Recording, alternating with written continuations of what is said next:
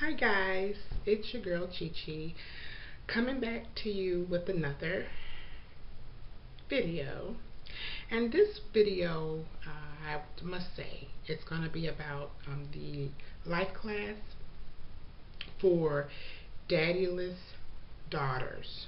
Oh my God. This was shown on the OWN network, of course, Oprah's network.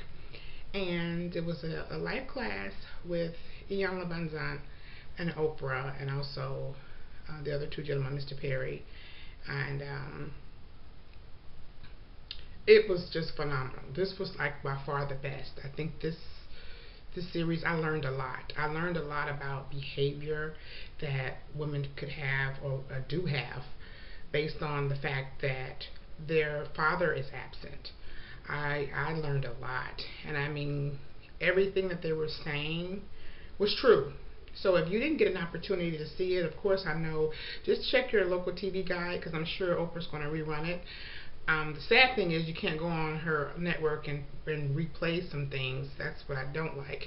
But there are some snippets and tidbits of different segments of that show that you can also find on YouTube, of course, or on her network, and you can pretty much see some of the highlights of what actually happened during the two-part show.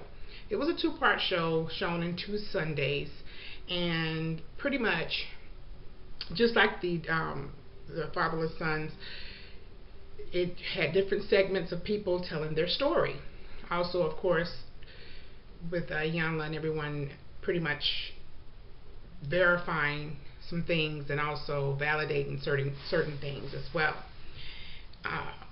I think one of the stories that stuck out to me most, that pretty much just made me, I could say, sad.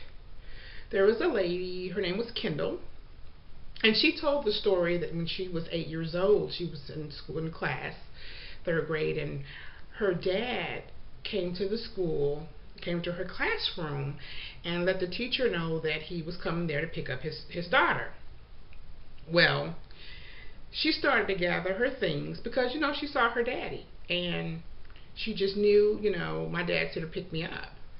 And so she's gathering her things, and I guess, the teacher must have asked, what's your daughter's name? And he wasn't there to pick her up, honey. There was another little girl in the classroom, his girlfriend's daughter. That's who he was coming to pick up. So she then stated that, it made her feel less than. It made her feel all the feelings that were stirred up inside of her because she was sitting in a classroom not knowing another child in that class was her sister or what have you.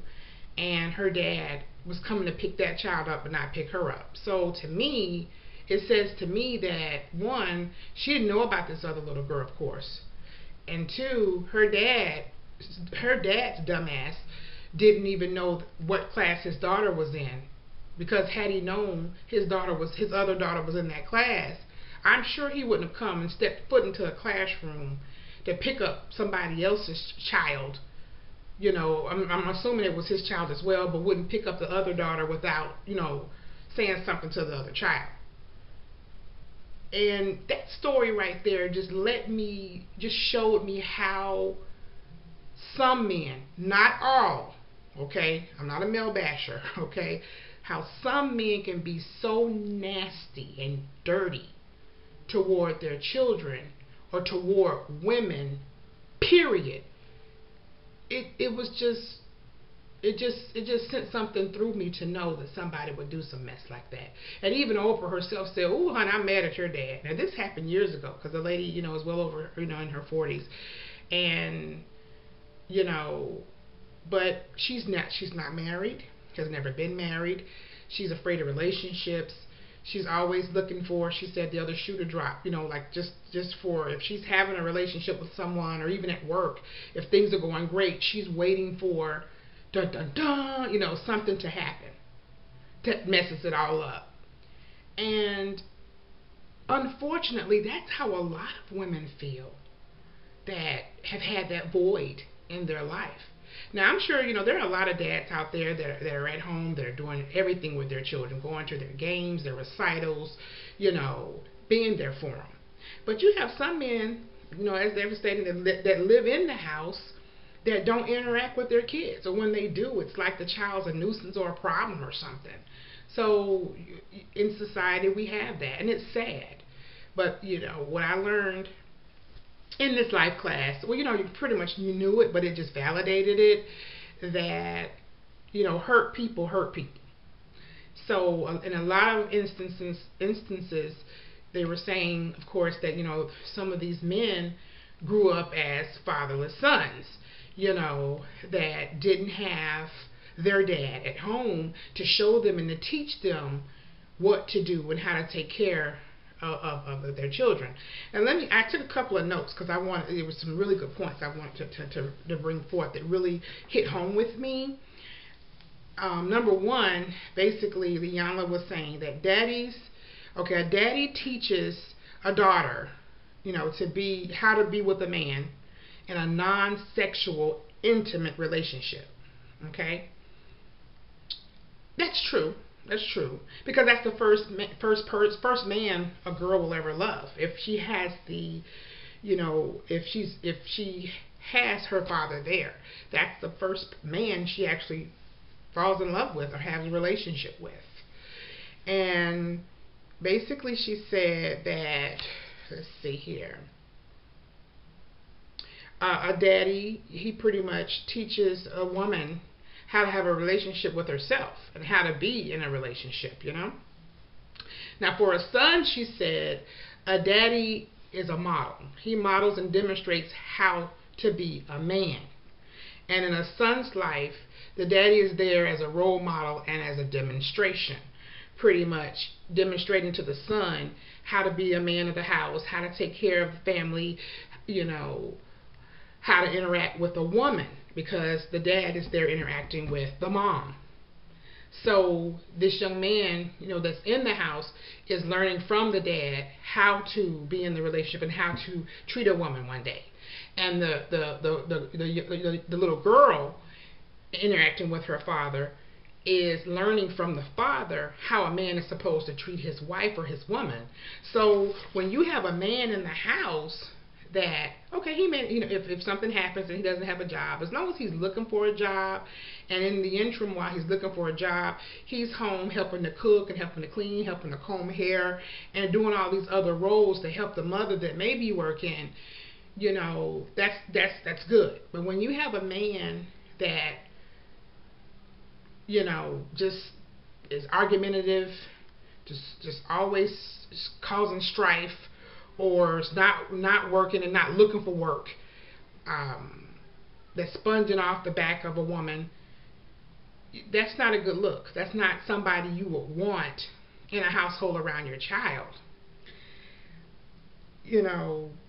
Based on a lot of the things that was said in this segment, they talked about how women who've grown up without their dad around or in the house or what have you, or period that hasn't been in their life, that women start to see themselves as an and there were 7 uns that they had. One was unwanted, unloved, unlovable, unacceptable, unimportant, unattractive, and unworthy.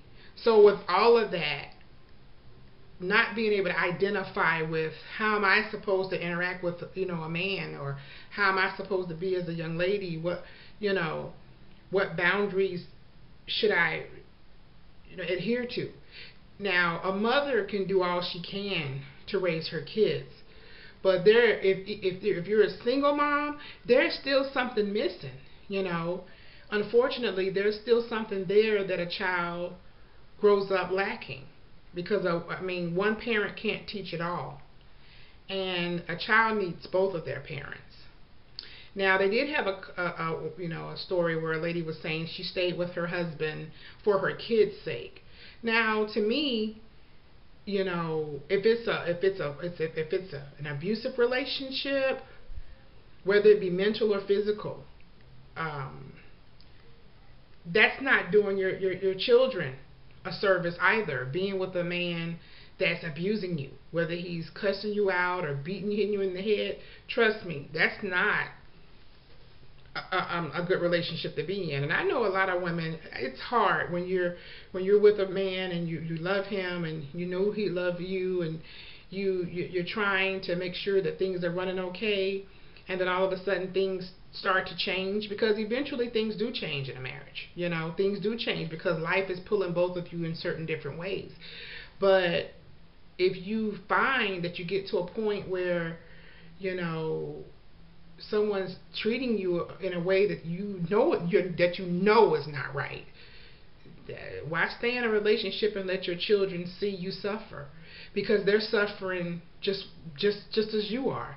No child wants to sit there and see their mother getting a tongue lashing or their mother getting beaten by somebody. So to me, it doesn't make any sense to stay in a relationship like that. If you find yourself in a situation like that, you know, and it may be monetary things that are, as far as you not having the money to get away, start saving some money. Honey, get your little savings account on the side, or do something. Go live with a family member. Do something, you know, because it's tough to keep your kids in a situation like that, and you shouldn't keep your kids in a situation like that. Now, she had one young lady, she and her mom were together on screen, and it just really made me mad, because the young girl said that she knew the man that she was with was not marriage material or father material, but she got pregnant and had a baby with him anyway, and then had another baby. So this is what what makes me angry. You're with somebody, and you know, and this is the first time I've really heard somebody really admit something like this, but you knew the person was not the person that you were supposed to be with. You didn't have one child, but you had two from him. It's one thing to get pregnant, and if it's not a planned pregnancy or what have you, but you had two kids with that person, knowing that the man wasn't the right one. And that's what makes me mad, when people think they can change people. You can't change people. People have to change themselves. Some of the things you may do might change a person, but you can't set out to change that person yourself. You know, that person has to be willing to change, want to change, and something has to cause that person to change. And I've said this in one of my other videos, when a person shows you who they are, that's who they are. that's who they are.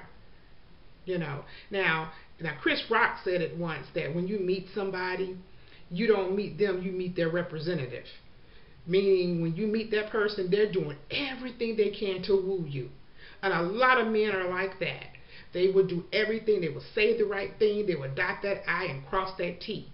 Anything, the person that you want. Because we as women, we make the mistake of letting the man know up front what we're looking for. You don't have to tell a man what you're looking for. Wait to see if he is the thing that you're looking for. You know, I've made my mistakes too. Trust me. Oh gosh, I've made my mistake. Oh Lord, I have. I've made a couple of mistakes. But you know, so I'm nowhere near perfect myself. So I learned a lot about myself watching the show too. Because I mean, I was not, well, you might as well say I was a daddyless daughter, because my dad was in the Navy and he was always gone. So he wasn't there. He wasn't there to watch me, you know, to do a lot of things in my life. He came to my high school graduation, but you know, in my 9th grade graduation, he did come to that. But, you know, that's it. That was it. From all the performances I had when I was in choir, you know, the high school choir, a cappella choir, he was never at any of my performances. You know, I know his job made it impossible for him to be there sometimes, but there were times when I was growing up when he could have been there, I'm sure. And, you know, that's just life. So they were saying, Oprah and Iyanla, the points that were being made was that we as women, when we are lacking something because we don't have that love or that feeling or that attention from our fathers, that we overcompensate something somewhere else. You have some women that are promiscuous, some women that become workaholics, some women who try to prove themselves as being super mom or things of that nature. And it's true. It really is. It's really true. It's like when I was in high school, there were a couple of girls. I mean, just hoish. I mean, I just have to say it, not whorish, hoish. That all the guys knew who to go to, and now, I mean, back then you wouldn't equate it to, as a teenager, I wouldn't have equated that to, okay, her daddy's not in the house. I wouldn't have equated it that to that. But now, listening to some of the things that they were saying and just observing and reading and everything, just different research that I've done, it's true. Because that void is there, and the girls were looking for love or looking for acceptance, or wanting to be with people. There were a couple of girls, in my high school that were pregnant 2 and 3 times. Have a baby, have another one. Have a baby, have another one. And I'm sitting up here like, and then of course all the babies that they had different fathers, and it doesn't. I mean, how can I say this? I don't want to offend anybody. I really don't. But me looking at some of the girls there, I'm like, well, how are you going to make it in your life if you have a baby in high school? That was, to me, was like scary. That was like scary. That someone would take on a task such as that. You're having unprotected sex knowing that you could get pregnant. That was the thing, that blew my mind. How many girls were actually doing that, in high school? And, I mean, that's a scary thing, if at that point. And I know that their parents, some parents don't talk about sex with their kids to let them know what to do and what not to do. Sometimes kids learn on their own, but surely I couldn't imagine getting pregnant in high school. I couldn't imagine having a baby in high school. I probably would have went crazy. I couldn't imagine. But like I said, it was a good show, and I know Iyanla even mentioned the 90-day rule. Steve Harvey mentioned that also in his book about waiting 90 days, because a lot of women, first date, some women have sex. Now that's crazy. That just shows how desperate you are for attention, or you're just that's just nasty. The first date, that's just wrong. That's wrong. That's just wrong. But she was saying how important that is to know the person. Get to know the person to make sure this is the person that you want to be with before you actually open yourself up for that person. And that makes a lot of sense. It's just ridiculous. And they were talking about how in the 7th grade is when they see that a lot of young girls really start to open up about their lives and start doing things, being promiscuous, or jumping from this boy to that boy, or trying to impress people, or doing things, or their self-hatred. They develop a self-hatred sometimes, and then they reflect that on other girls. It can be that they want to fight the other girl, or they're envious of another girl, and it's just a crazy cycle. It really is. It's really crazy. But I don't know. I just this was a really powerful show. A lot of the things that they were saying to try to help women heal. It's like, you have to first accept the fact that you are a daddyless daughter. You have to say it. You know what? My dad's not here. Daddy gone. That's what they kept saying. Daddy. Oprah wanted it to be grammatically correct and say daddy is gone. But daddy gone. You have to release that and say, okay, my dad's not here. I don't have a man in my life, but just because I don't have a man in my life does not mean I have to become a hoe. I don't have to be feeling as though I'm less than, that I'm unworthy. if I still, if you have your mother there or your grandparents or whoever is raising you, make the most with that person. Fill the void that way. Do more activities with someone. And that's why we as mothers, we have to make sure we're showering our kids with as much love and attention and affection as we possibly can, because if you don't, then they are going to even be more so out there trying to find something to fill the void of a broken heart. And that's what it is, a broken heart. They're broken because that man isn't there, that father isn't there. I know what it feels like. I had friends that had both parents in the home, and we have a volleyball game and their mom and dad are both there, or their dad's there watching them play, when we were having volleyball tournaments and things of that nature. It's hard. It's hard. I never hated on anybody because their dad was there. I just always thought, it'd be nice if my dad could be here today. But, it never happened. So that's why I always said whenever I did get married and have kids, I want to try to make sure that I'm doing the best as I can as their mother, to make sure things are, like I was saying earlier, that it's hard.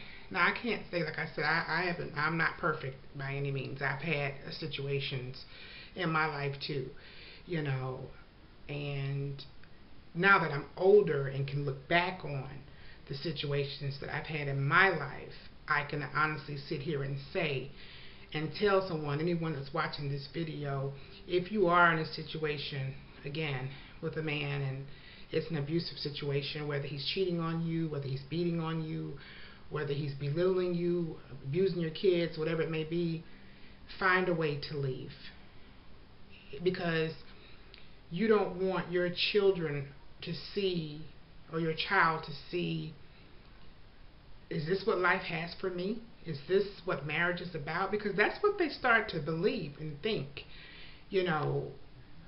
The sooner you can get your children away from a situation like that, the better off they will be, because in that particular instance, they can see things in a different light.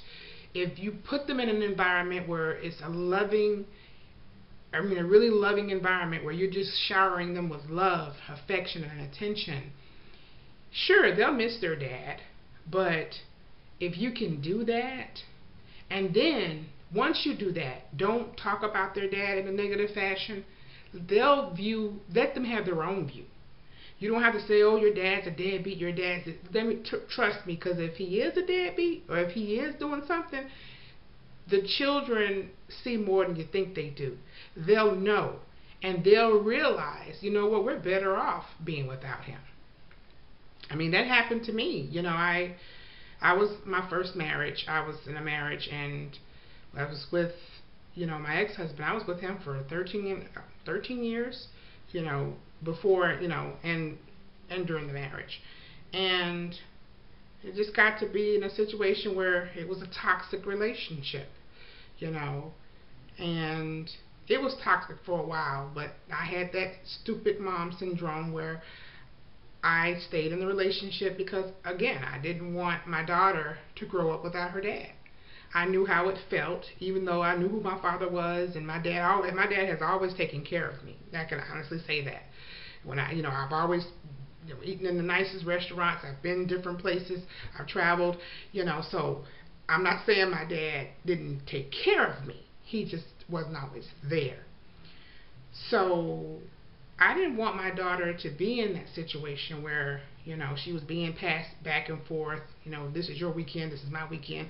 So I really tried hard. But let me tell you something. No matter how hard you try sometimes, some people just take things for granted. And they always think that you're going to be there. And if you allow someone, if you allow someone to step on you, they will.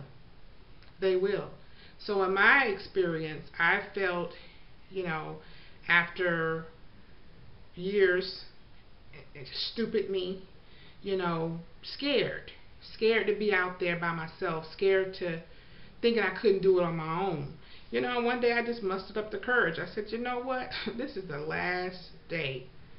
This is the last day I'm going to let this happen. I can't deal with this anymore.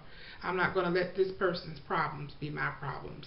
Because if they can't fix it, the definition of insanity is doing the same thing over and over again, expecting a different result. And we were just going loop de loop, loop de loop, loop de loop. You know, people change. When they start making money, lots of money, when they start having women throw themselves at them, some people don't know how to turn it off. Some people want their cake, their icing, their cookies, their cream, their butter, they want everything and think they deserve to have it.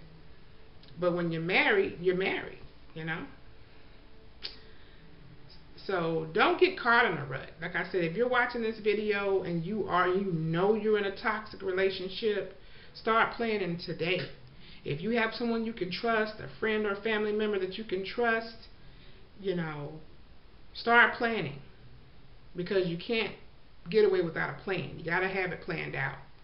You know, what day you're going to leave, you know, how much money you're going to need, all of that. Get all that stuff together first, because the last thing you want to do is walk away from a situation and you know, jump out of the pot into the fire.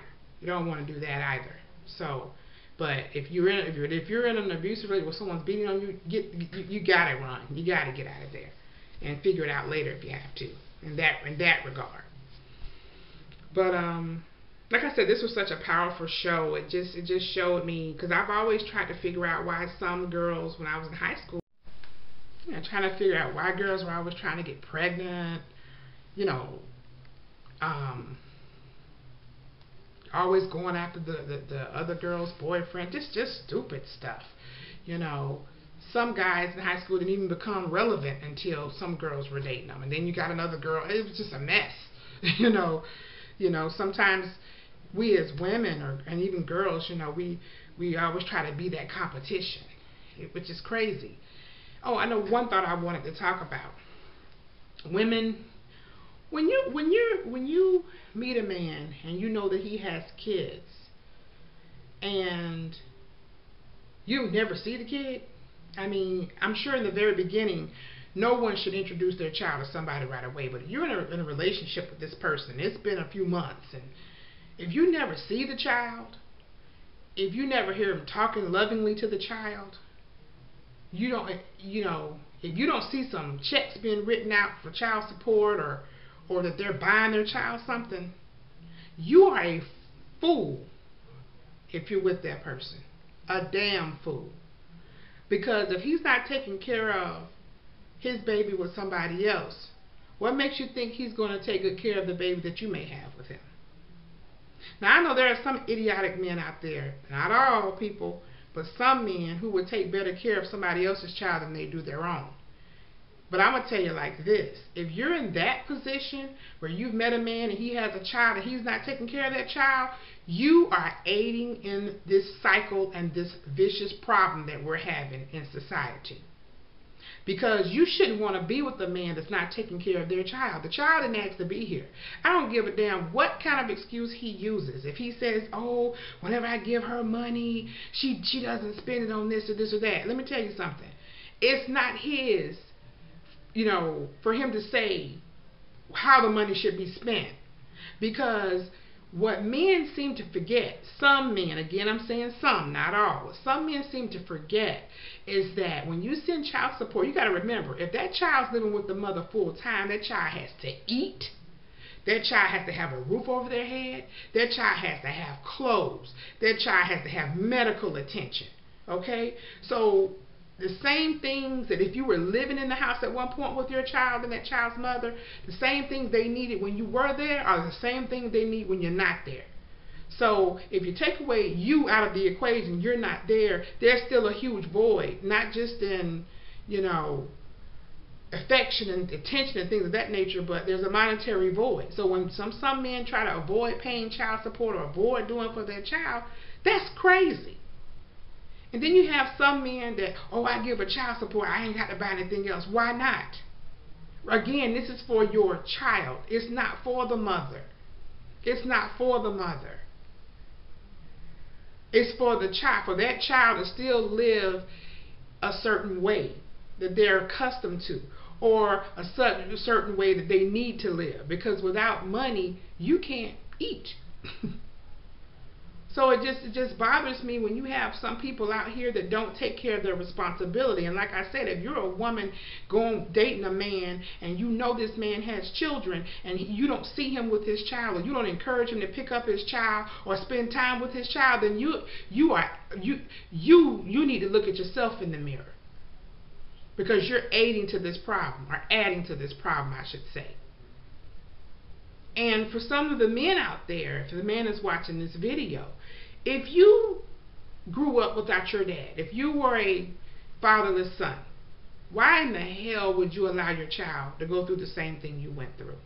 Why? Why would you do that? If you know, if you can look into yourself and see the hurt and the pain that it caused you for that man not to be there, why would you cause that type of harm to your own child, somebody who looks like you or represents you? Why would you do that? Why? If you saw your dad cheating on your mom, why would you cheat on your wife?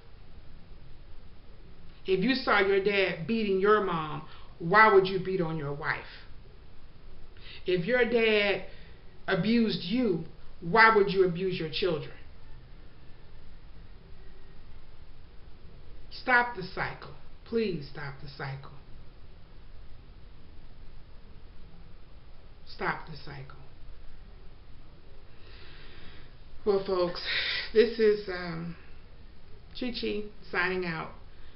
Just wanted to give you my opinion, that's all. But like I said, this was a phenomenal show. And I just hope that some of the people out there who need to be watching these shows get an opportunity to do so, or just watch the clips so you can see how it's painful for a girl or a young man to be without their parent, their father. And I'm pretty sure she's going to do some like motherless men or motherless daughters. She's probably going to do some shows on that too, because we have a lot of that out there as well. But if you are a parent and you're doing your job, you're there for your kids and you're making them feel loved and feel important, then kudos to you. But if you know that you're aiding to a problem, fix it. Thank you, guys.